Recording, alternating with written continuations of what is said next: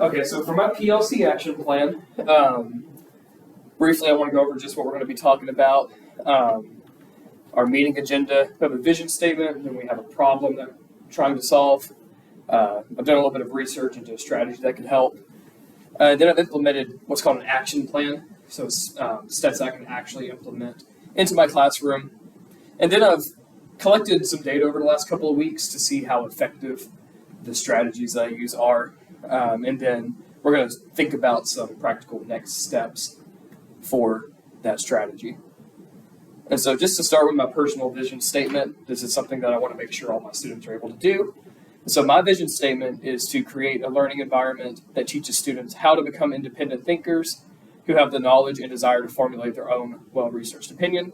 And my classroom prioritizes critical thinking, inspired learning, and trust. Students are encouraged to question and answer confidently without the fear of failure. So this vision statement is important because if I'm not giving my students the actual resources to do these things, how's that ever going to happen? And so specifically, I want to focus on the part with independent thinkers having the knowledge to formulate and the well-researched opinions. So you're going to see kind of the problem with this is what if I'm having students who aren't able to research very easily? It's going to be hard for them to take that next step. So we're going to try to solve that problem. So the problem in my class is with our sophomore government class, 10 out of 29 of the students I have are either level 1 or 2 ELL students. And so that's a little bit over 30% of my students. And so they obviously don't have a very broad understanding of the English language. And so whenever I'm teaching, especially some difficult topics about the law, there's a lot of terms in there that they don't understand. And some of the readings that I found or that I've made are going to be hard for them to understand just taken at a base level.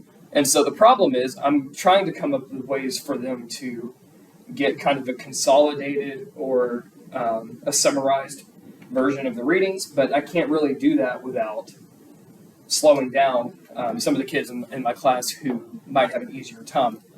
And so the particular struggle here is how do I help them without holding anybody else back? And so the strategy that I found, and I found it through this article, it's actually a social studies article, which is perfect. And it's a strategy for making social studies text more comprehensible. And social studies has the same problem, right? You have a lot of vocabulary that no one ever uses outside of school. And so this would fit very well. And it's a strategy I've heard of before, and I kind of use it intermittently, but it's not something that I've made a particular of importance to do in my class, and that's guided readings. And so the goal here is that we can use guided readings to help these ELL students understand difficult concepts. And in government, we're obviously giving them a lot of readings because it's a good way for them to apply what we've talked about.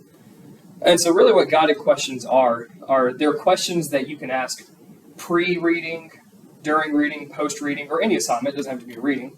That's how I'm going to use them in this case. And it's a way to get them to really start thinking about the topic. And so you ask them these questions before, it gives them a little bit of insight, it maybe gives them a chance to activate whatever prior knowledge they have.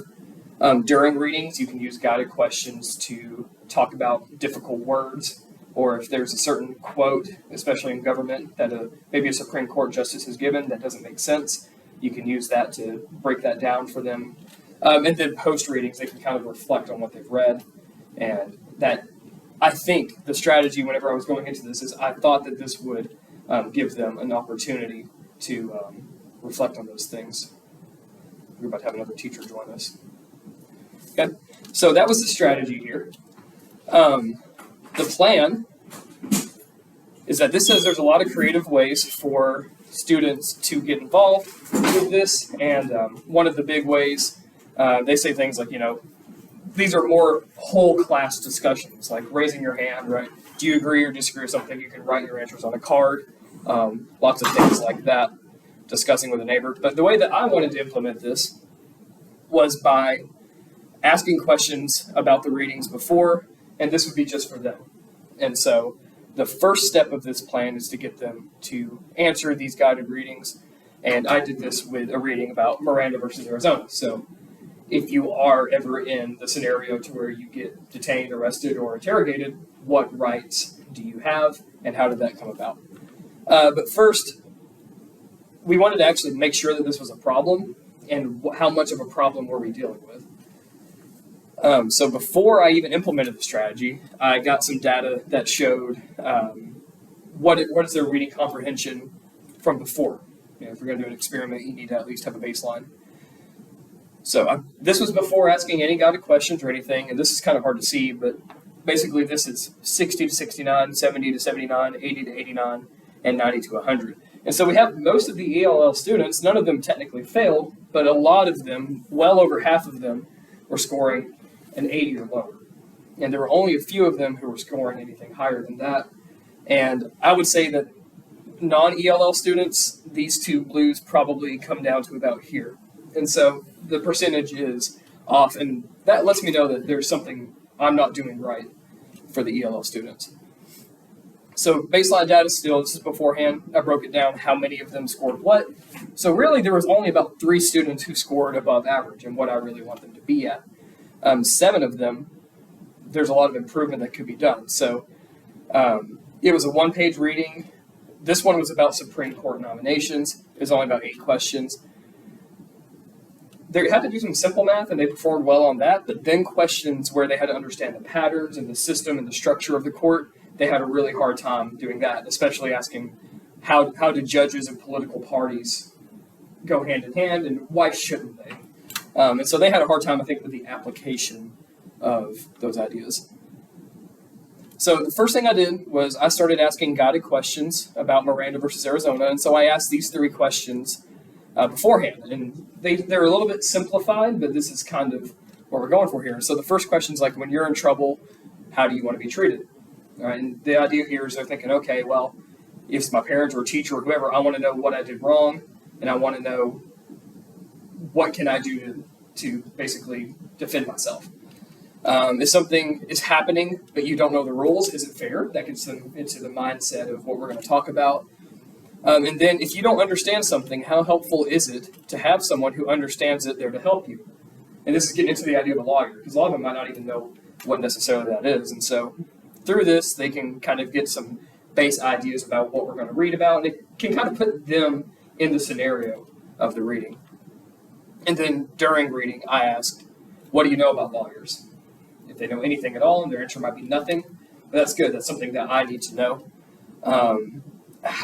Why is it important that you can get a lawyer even if you can't pay for it?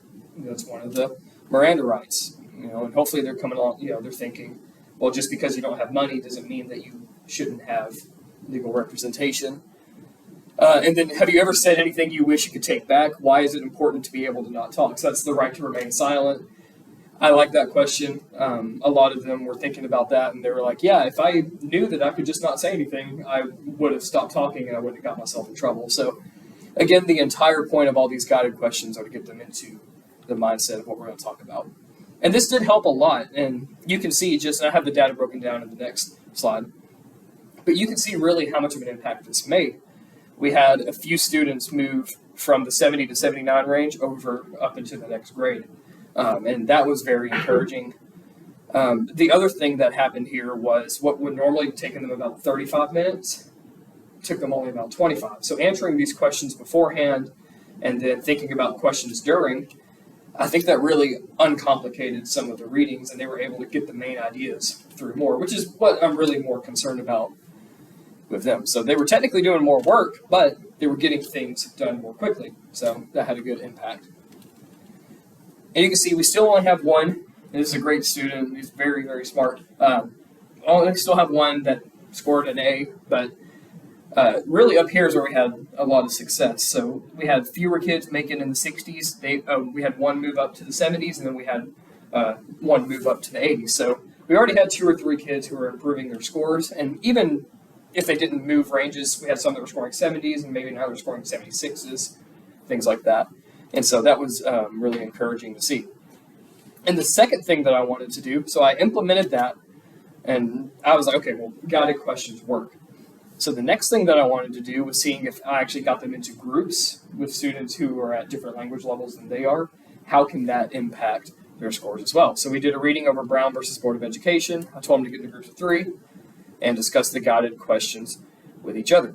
And I told them, while they're talking about the questions, listen to everybody's response and write down what they're saying. So they were summarizing their other teammates' responses. I wanted to do that because I was afraid if I got them into groups of 3 and say there was one ELL student and 2 that weren't, the 2 would dominate the conversation and there wouldn't be anything coming from that one ELL student. But this at least ensures that they're saying something, and obviously monitoring helps with that as well. So the whole idea of intervention 2 is there any benefit to putting them in groups with people with different skill sets ahead of time and giving them time to think about that? And yeah, there was. So it wasn't quite as extreme as the results from intervention 1, but that makes sense because we had just had a lot of progress and I wasn't expecting a huge change. The biggest change here is we had one student come from 60 to 69 up, and then I believe another student moved here. So we had 2 students who moved up in grade, from the 60s to 70s or 70s to 80s because of this. So that was really, really helpful. Actually, so it was just one. It was one move from here to here, which is fine. You have 10 students, only having one with a first time of a change, that was still encouraging. And I was actually fine with that because that one student was someone who I've had a really hard time motivating in the past. He kind of zones out. I think he gives up a little too easily. But talking to other students got him interested in the subject, and I think that was a really beneficial thing to do. So then my next steps, since these have been very helpful to understanding the readings, I think it's a good idea to start implementing some games into the curriculum as well. And I found a website, it's called iCivics, and they have worksheets, they have games that you can play. The games can be played in Spanish, which can be beneficial, especially the first time playing it, or you can play it in English. But the best part about it is they actually have sheets that you fill out while you play, and they ask kind of the same things. They do pre-questions.